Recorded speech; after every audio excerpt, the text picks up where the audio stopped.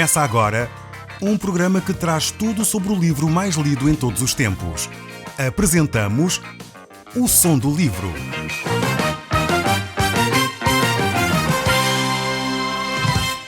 Seja muito bem-vindo. Neste podcast vai encontrar o livro mais conhecido e lido em todo o mundo. Vamos levá-lo numa viagem pela história da humanidade.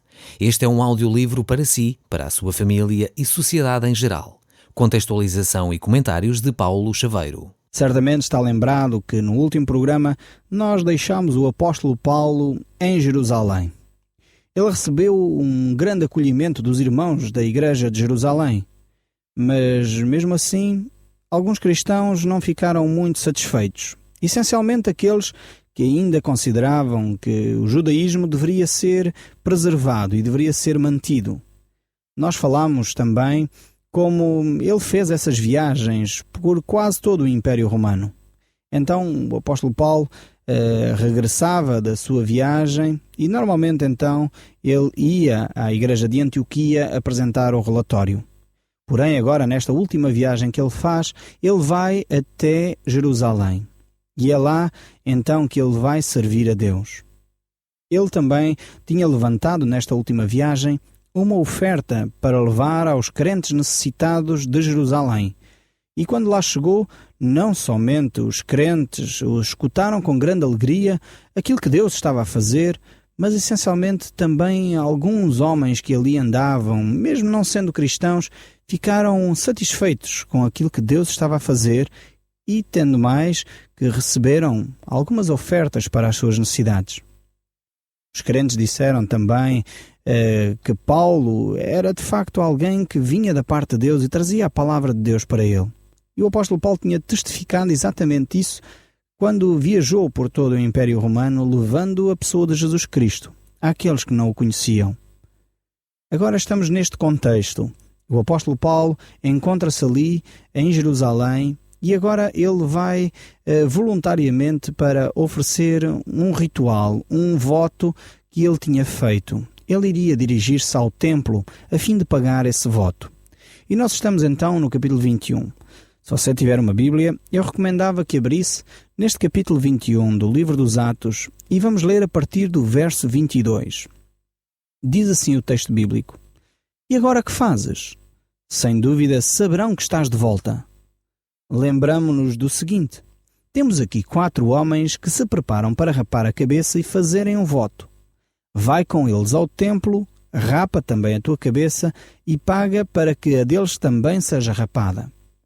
Assim, todos ficarão a saber que não é verdade o que andam a dizer de ti com respeito à lei. Quando aos cristãos que são gentios, não lhes pedimos que sigam estes costumes judaicos, exceto aquilo que já escrevemos, que se abstenham das coisas sacrificadas aos ídolos, do sangue e da carne não sagrada de animais estrangulados e da imoralidade sexual. Paulo, no dia seguinte, foi com os tais homens ao templo para a referida cerimónia, anunciando assim publicamente o seu voto de oferecer um sacrifício 7 dias depois. Talvez aqui o caro ouvinte está a perguntar: mas então o apóstolo Paulo dar-se-á este tipo de coisas? Eu quero dizer que sim. Paulo realmente ele fazia tudo com o fim de ganhar algumas pessoas para Cristo. Já dissemos que Paulo se tornava judeu para ganhar os judeus e era gentio para ganhar os gentios. Não quer dizer com isto que ele era um homem sem caráter, não, antes pelo contrário. Era exatamente para não escandalizar as pessoas que ele realmente fazia coisas que não tinham, que não eram básicas, que não eram fundamentais para a fé. Ou seja, em Cristo Jesus não houve proibição de fazer votos, como nós já dissemos. Em Cristo Jesus, aquele que faz um voto deve sim cumpri-lo até às últimas consequências. E foi exatamente isso que o apóstolo Paulo fez. Ele tinha feito este voto e então ele foi cumprir esse voto com estes homens que ali estavam. O objetivo era de facto que aqueles que tinham dúvidas com respeito ao caráter dele pudessem retirar essas dúvidas. E aqueles que eventualmente poderiam ficar resistentes a ouvir o Evangelho por causa das atitudes de Paulo, pudessem então se aproximar mais de Cristo e conhecer quem é esse Cristo. Essas eram as razões que levavam o apóstolo Paulo a agir dessa forma. No entanto, Vejamos o que é que acontece àquela multidão que ali está. Diz o texto bíblico: gritando, gente de Israel, venham até cá todos. É este homem que prega contra o nosso povo e que diz a toda a gente para desobedecerem às leis judaicas. Até fala contra este lugar e profanando, trazendo os gentios. Vemos aqui que agora levanta-se uma mentira em relação ao apóstolo Paulo. Ele nunca, profanou a lei, ele nunca profanou o templo, e mesmo esta ideia de que levava os gentios ao templo seria algo profano, é um desconhecimento profundo de como o templo funcionava. Quando Deus, digamos assim, planeou o templo e o mostrou para que ele fosse construído, Deus tinha colocado um pátio chamado Pátio dos Gentios. Ou seja, nos planos de Deus havia já a intenção de que os gentios pudessem ir àquele lugar para adorar a Deus. Agora estas pessoas que levantam estas questões contra o apóstolo Paulo, realmente eles querem levantar um problema, dizendo que ele era contra a lei, que ele era contra o templo, era apresentá-lo de alguma forma para denegrir a sua imagem. Na realidade, estes líderes religiosos não faziam nada de novo. Não sei se está lembrado que quando eles fizeram acusação relativamente a Jesus, foi exatamente o mesmo tipo de acusações, dizendo que Jesus profanava a lei, profanava o templo.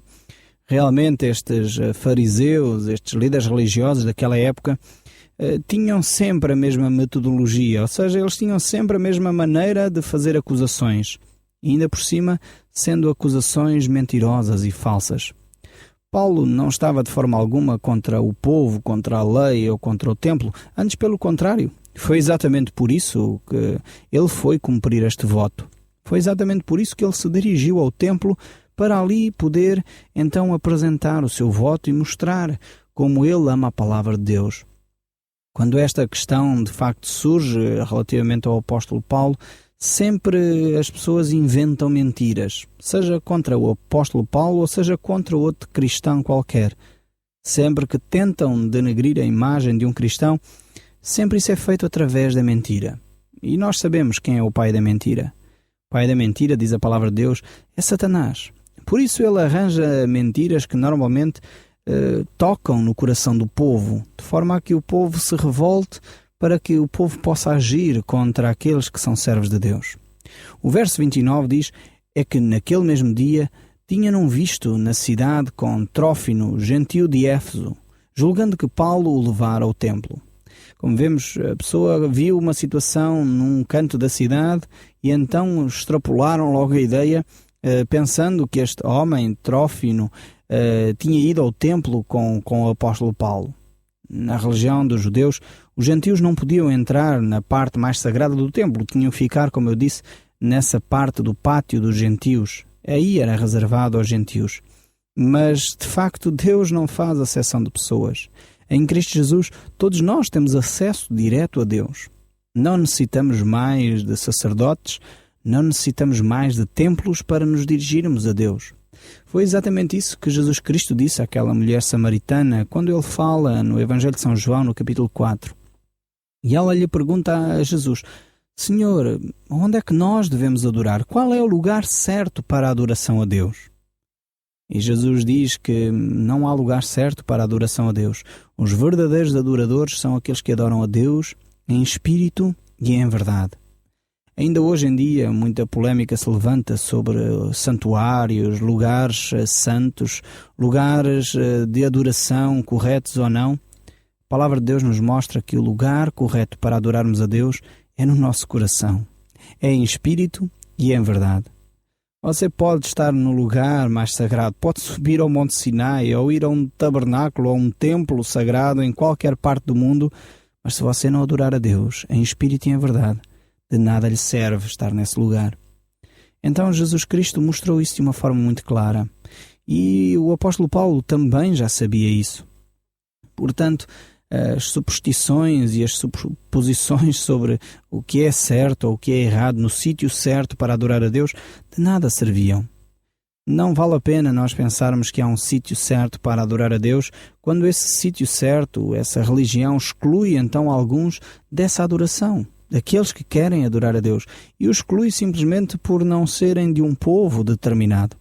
Ou seja, a palavra de Deus nos mostra que não há uma questão de raça. Deus não escolheu uma raça ou outra, não escolheu uma etnia ou outra para se relacionar com eles.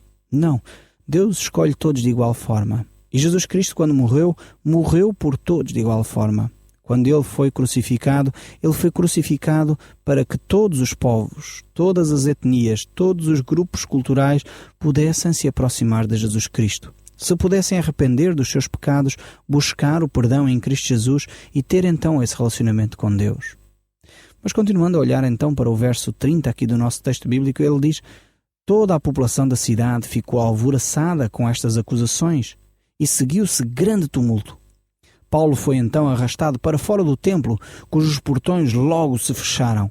Enquanto procuravam matá-lo, o comandante da guarnição romana foi informado de que toda a Jerusalém estava agitada. Imediatamente mandou os seus soldados e oficiais que saíssem, e ele próprio veio verificar o que se passava. Ao ver que as tropas se aproximavam, a multidão parou de espancar Paulo.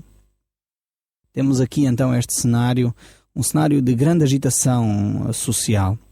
Vemos que esta população em Israel, o povo em Israel e em particular na cidade de Jerusalém, era um povo que constantemente estava a promover rebeliões. A nação de Israel era conhecida no Império Romano por causa desse tipo de atitudes. As rebeliões que aconteciam na nação de Israel eram constantes. O povo de Israel não estava satisfeito de forma alguma pelo Império Romano estar dominando aquela região. E constantemente havia essas revoltas. No entanto, aqui a revolta era por outros motivos.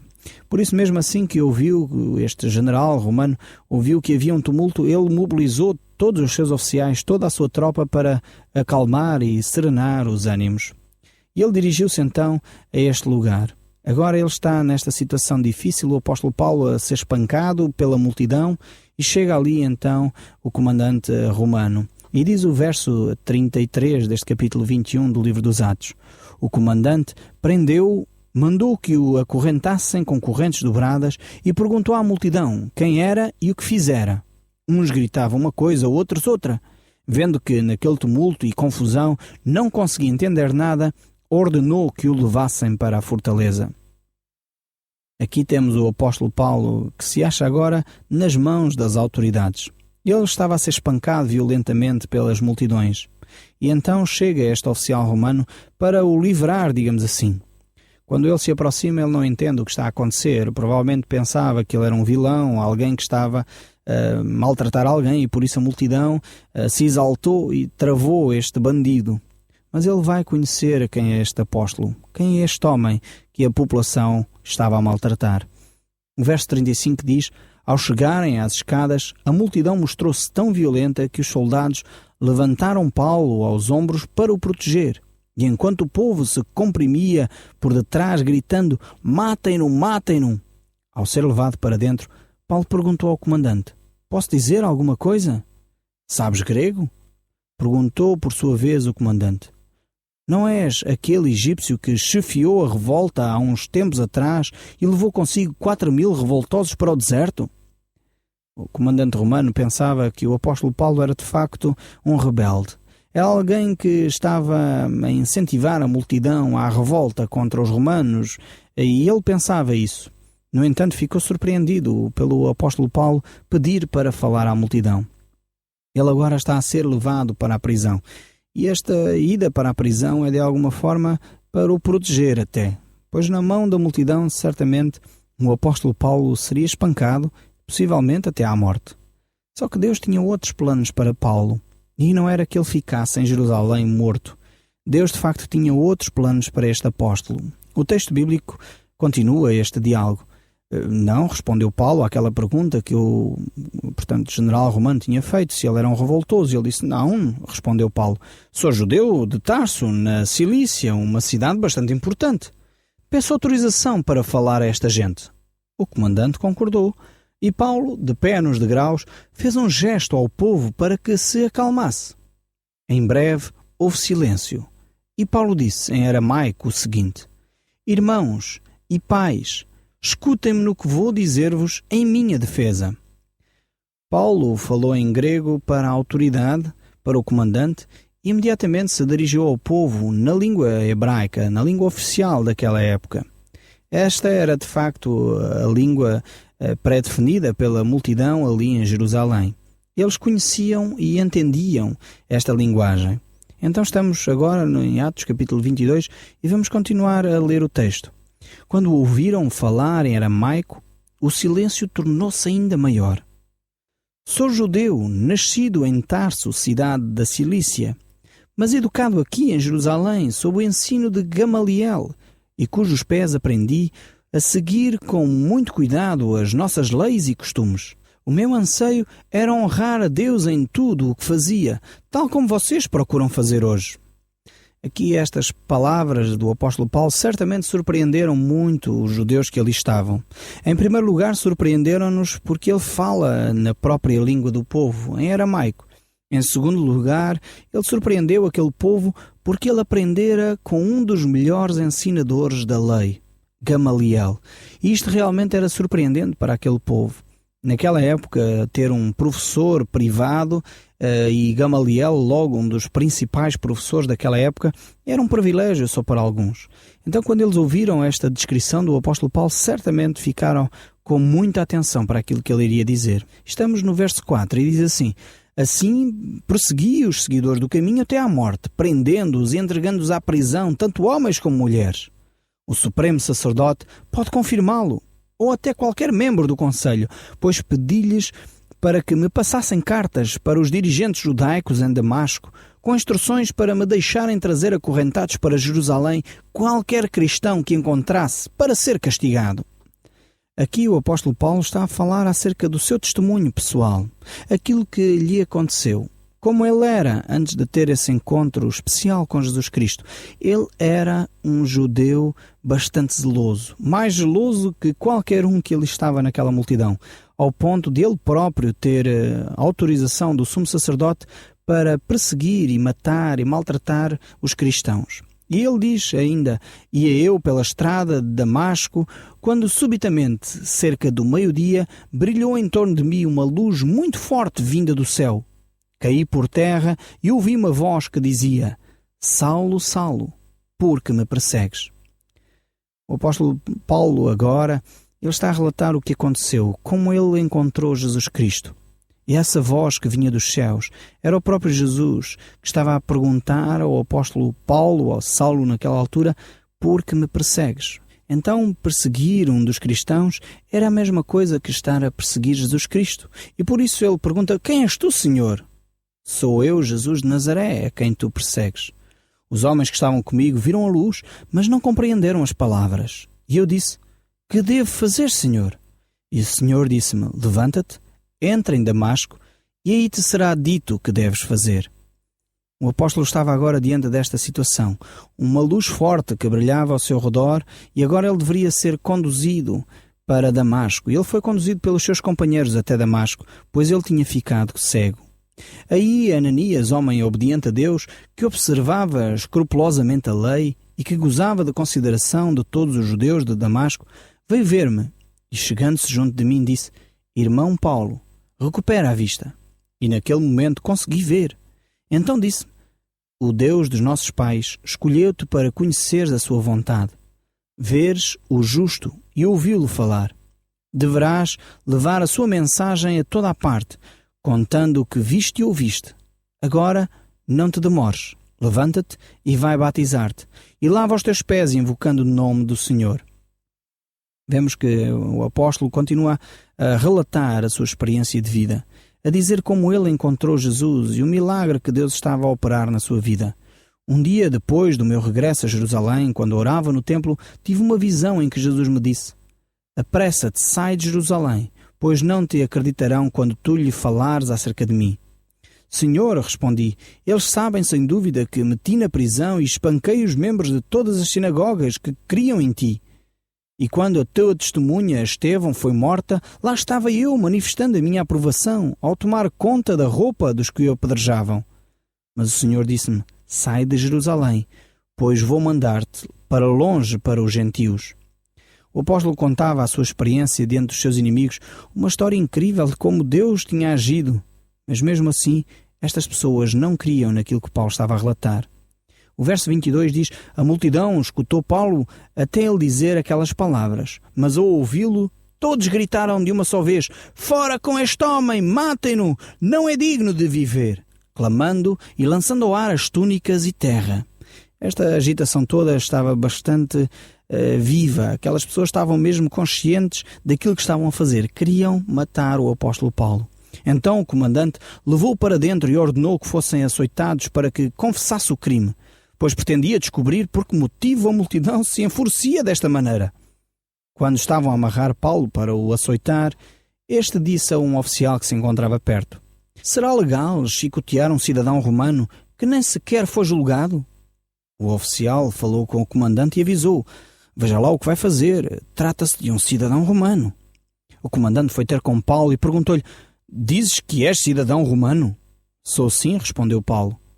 Também eu, murmurou o comandante. E esse direito custou-me muito dinheiro. Mas eu sou cidadão romano por nascimento. Os soldados que se preparavam para interrogar Paulo foram logo embora quando souberam que era um cidadão romano, e o próprio comandante ficou assustado por ter mandado que o amarrassem e açoitassem.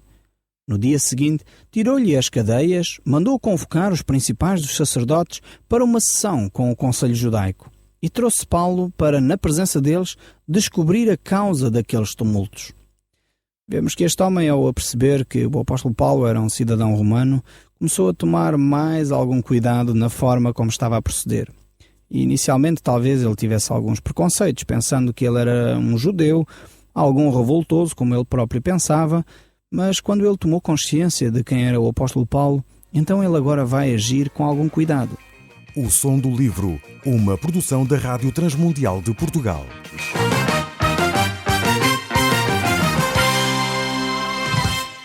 RTM. Conhece todos os nossos programas em rtmportugal.org. Uma produção da Rádio Transmundial de Portugal.